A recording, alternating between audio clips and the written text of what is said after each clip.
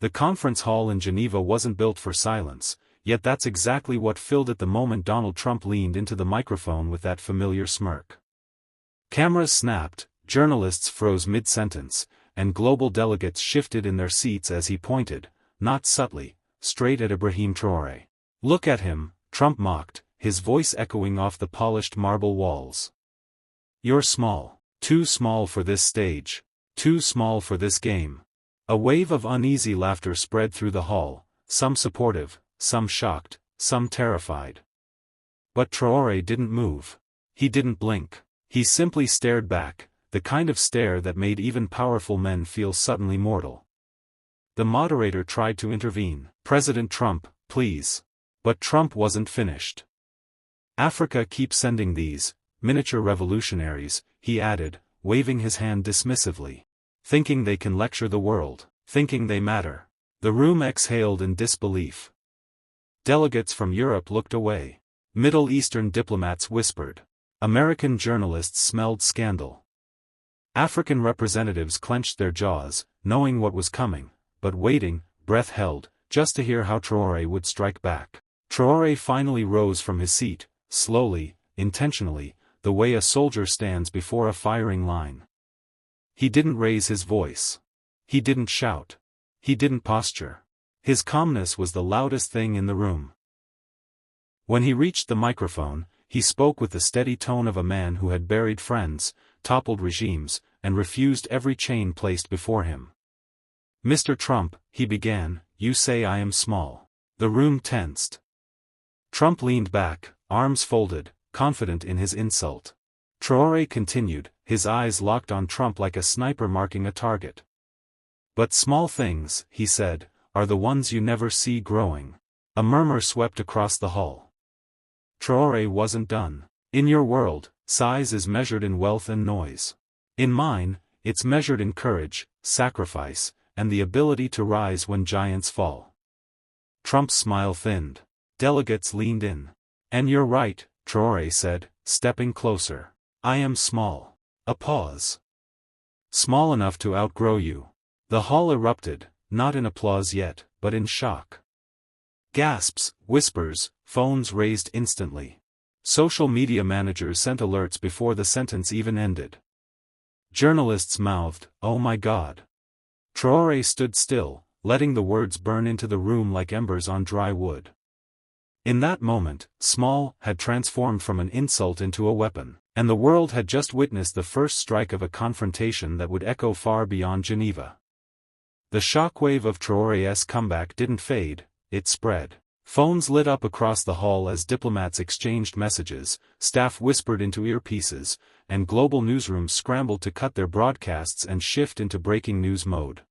Trump, however, wasn't used to being outmaneuvered, especially not by someone he had just tried to belittle. His eyebrows twitched, a rare crack in the armor of arrogance. He leaned forward again, trying to force back control. "So you think you're bigger than America?" he scoffed. "Bigger than me?" Traoré didn't return to his seat. He stayed right there at the microphone. Composed. Centered. Unmoved. "I don't need to be bigger than America," Traoré replied. "I only need to be big enough not to bow to it." A sudden, sharp silence cut through the room. Even the cameras paused, as if afraid to miss a single frame. African delegates straightened in their chairs, sensing the shift. This wasn't just a response anymore. This was a challenge written in stone. Trump tried to laugh it off, but it came out strained. "You have no idea who you're talking to." "On the contrary," Traoré said. "I know exactly who I'm talking to. Someone who believes size defines power. But the world you built with that belief is collapsing. And it's collapsing because you underestimated the people you called small." The moment landed like a punch to the solar plexus. A thunderous wave of murmurs rolled across the hall. Delegates looked at Trump, then back at Traoré, unsure who would strike next. Trump's posture stiffened. Traoré's gaze sharpened.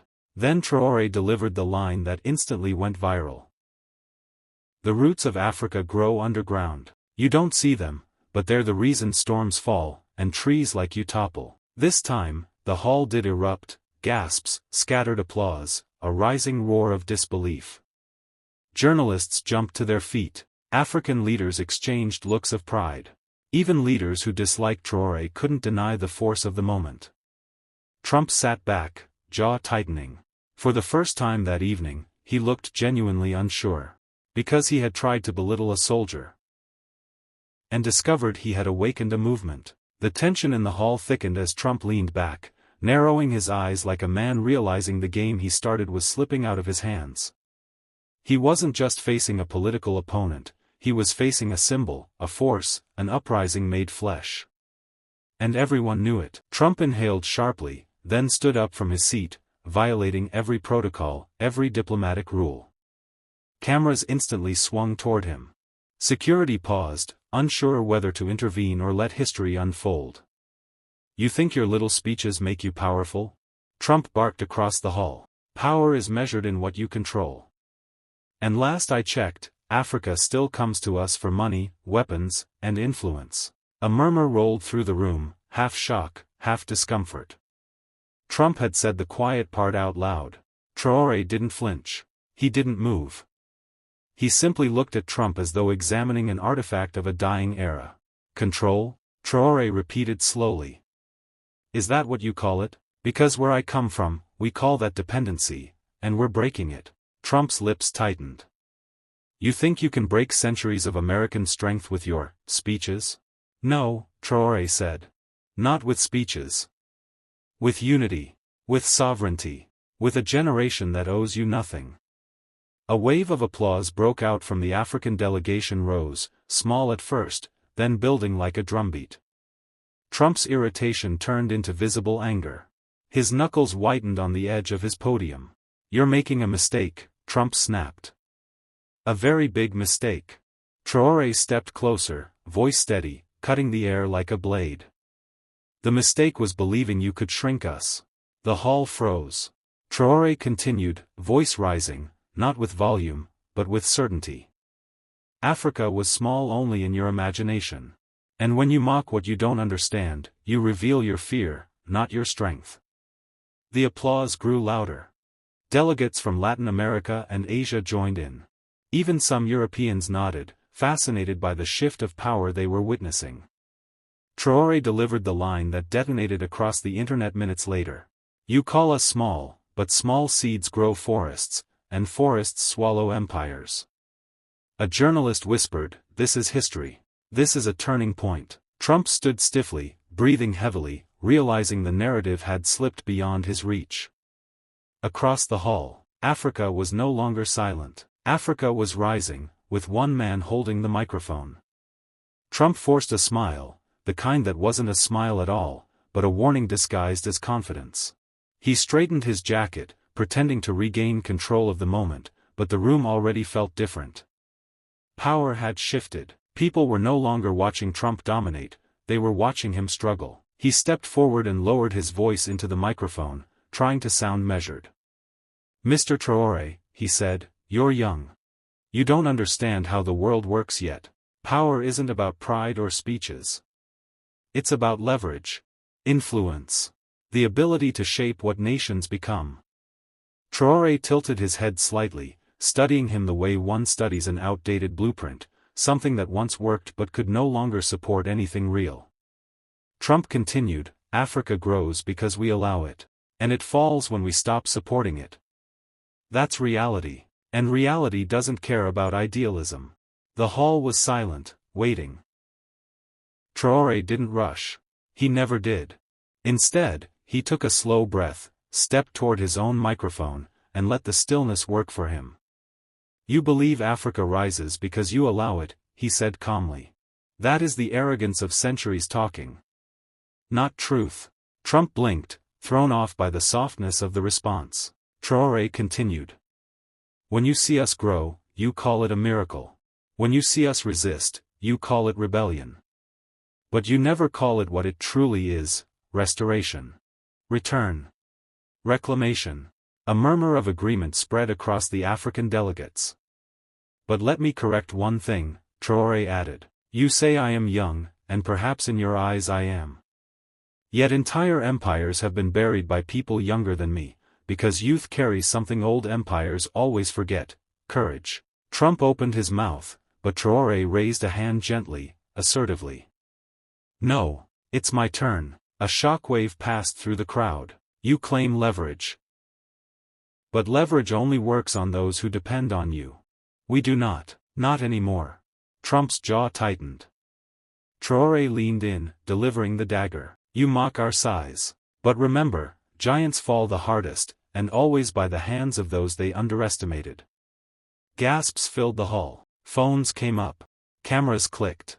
Every sentence was a headline being born. Trump stood rigid, but for the first time, he looked, not angry, not offended, but unsure. As the room buzzed with awe, Traore finished with a quiet, devastating line. You say we're small. Yet here you are, shaken by us. Trump's composure cracked, just barely, but enough for the cameras to catch. A subtle twitch at the corner of his mouth. The shift of his shoulders. He wasn't used to being challenged, especially not publicly, and certainly not by someone he had tried to paint as small. He stepped closer, lowering his voice as if trying to intimidate Traore into silence. You think this is a game? Trump muttered. You think speeches make you powerful? I built empires. I bend nations. You're standing on a stage I created. But Traore didn't move an inch. Mr. Trump, he answered softly, empires built on the backs of others always mistake fear for respect. Trump's eyes narrowed. You want respect, he snapped. Fine. Earn it. Show the world something real. Not just words. Traore smiled, slow, steady, unshakable. You misunderstand, he replied. Respect isn't something we beg for, it's something we reclaim. And Africa has been reclaiming it long before either of us stepped into this room. Trump scoffed, raising his voice again, hoping volume would replace control. You wouldn't be anywhere without Western support. Your countries survive because we fund them. We built the systems you live in. Traore finally stepped forward, not to attack, but to make sure every person in the room could feel the weight of what he was about to say. And that, he said, is the lie you tell yourselves so you can sleep at night. A collective gasp rippled through the hall. Trump froze. Traore continued. You didn't build our strength. You delayed it. You didn't create our nations. You carved borders to weaken them. You didn't raise us. You restrained us. He lifted his chin slightly, just enough to reclaim the air around him. But now you're witnessing what happens when the restraints break.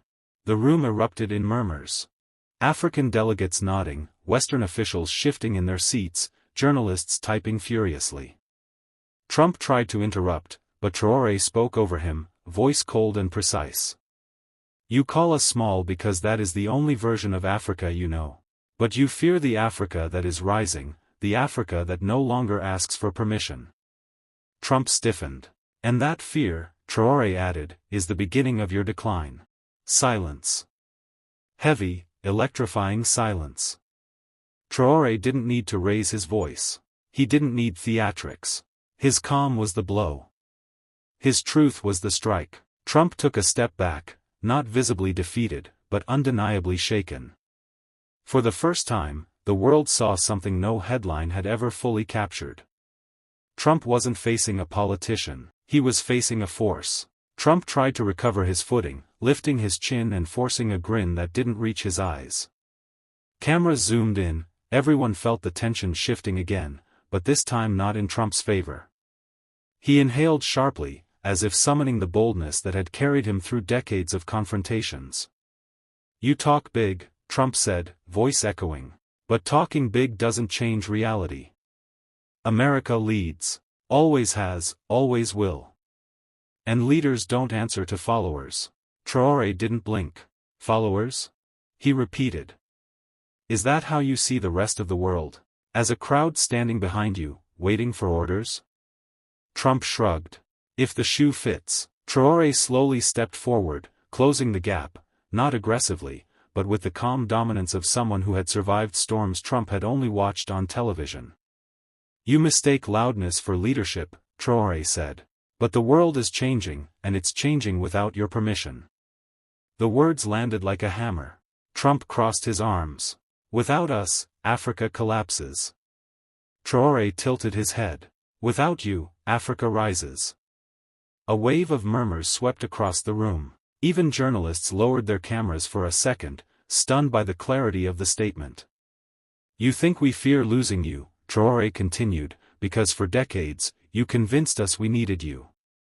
You built a world where Africa was always the child at the table, grateful for scraps. Trump opened his mouth, but Traore didn't let him speak. But here's what you never understood, the table was ours first. Gasps filled the hall. One day, Traore said quietly, you will accept that Africa does not orbit around the West. And when that day comes, you might finally understand why your empires fall, while our roots remain. Trump's nostrils flared. He was used to being the destabilizer in the room. Now he was the destabilized. You talk about empires, Trump shot back. But empire is power. And America has it. Traore smiled. Not mocking, but knowing. Empires fall, he said. But nations that rise from struggle endure longer than any empire ever did. For a moment, Trump hesitated, just enough for millions watching to sense the fracture in his confidence. Traore ended the exchange with a line delivered like a quiet verdict. You call me small. But here you are, trying to shout down a man you claim doesn't matter. The hall erupted in whispers. Trump lowered his gaze, not defeated, but undeniably shaken. And the world saw it. The atmosphere in the hall had changed completely. Trump, once the loudest force in any room, now found himself surrounded by an energy he couldn't bend or intimidate. Every camera was locked on him, not out of admiration, but out of shock. And every lens turned back to Traore, out of respect. Trump tried to reclaim momentum. He leaned into the microphone and spoke with forced authority. You think one speech makes you a threat, he said, chuckling stiffly. I've dealt with leaders bigger, stronger, richer than you. And they all learned the same lesson, America sets the rules. Traore didn't so much as twitch. Rules, he replied softly. You mean the rules written without us, for us, against us? Trump raised a finger. The world works because we built the system. Traore's eyes sharpened. A system that only works for you. The hall fell silent again. Trump pushed harder.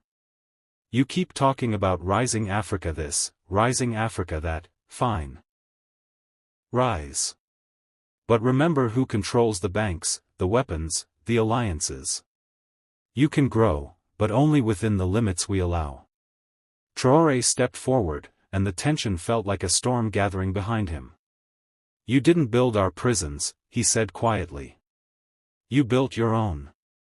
Trump frowned. Traore continued. You call it leadership. Influence. Global order. But it's nothing more than fear wrapped in gold. You fear losing control. You fear being challenged. You fear a world where your voice is not the loudest.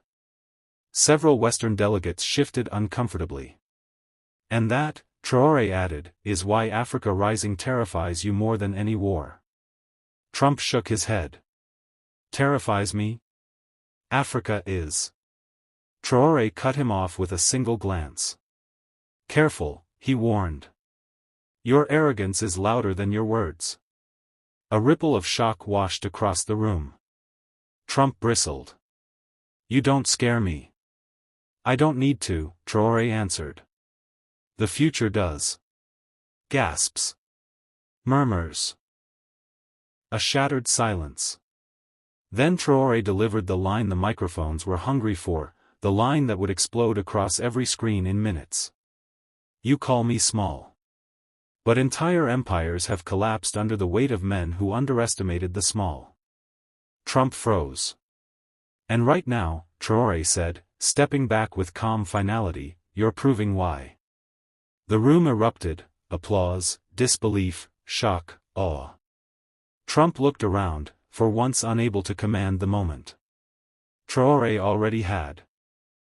The applause didn't fade, it grew. It spread like a wave, starting with African delegates, then breaking across representatives from Asia, Latin America, and even parts of Europe. It wasn't just support, it was release. A release from years of unspoken truths, from the weight of a world order built on silence and obedience. Trump stood rigid, jaw tight, eyes darting from one applauding section to another.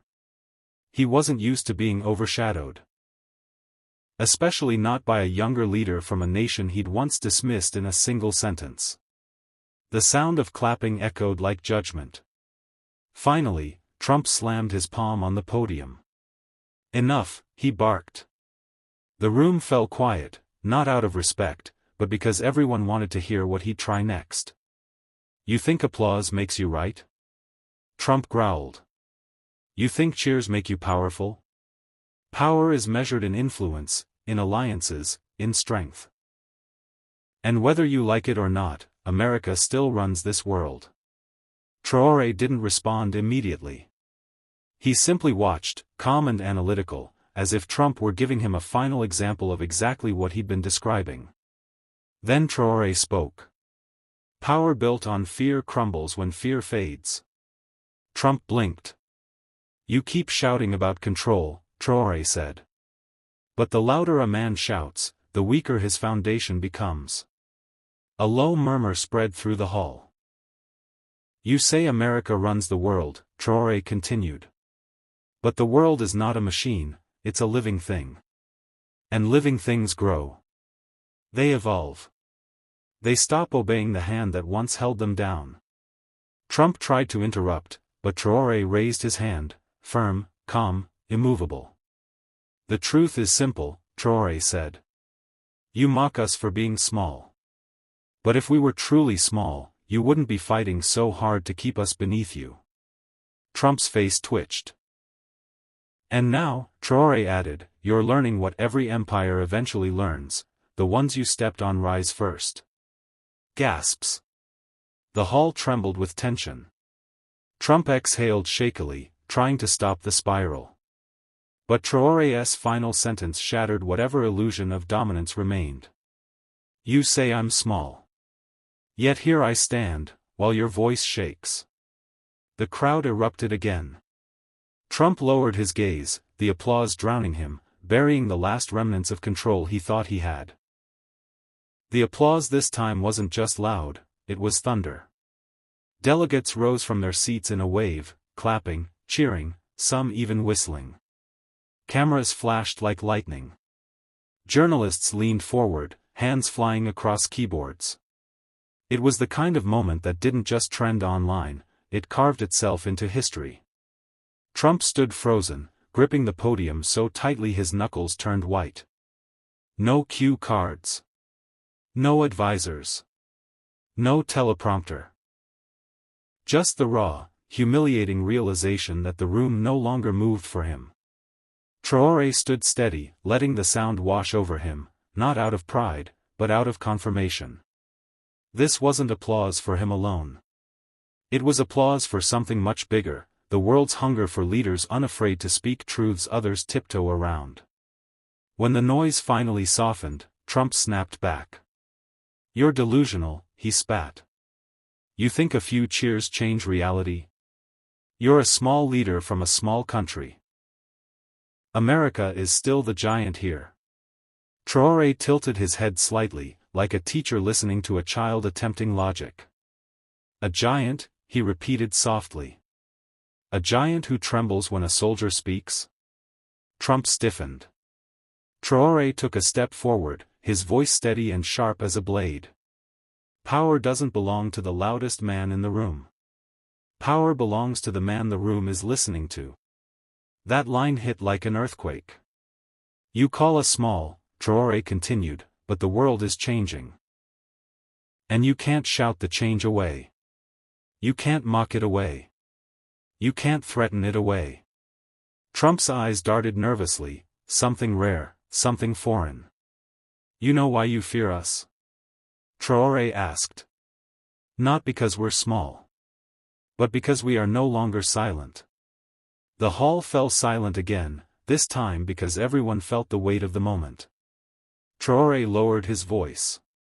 When the small stop being silent, the giants fall. Cameras clicked furiously.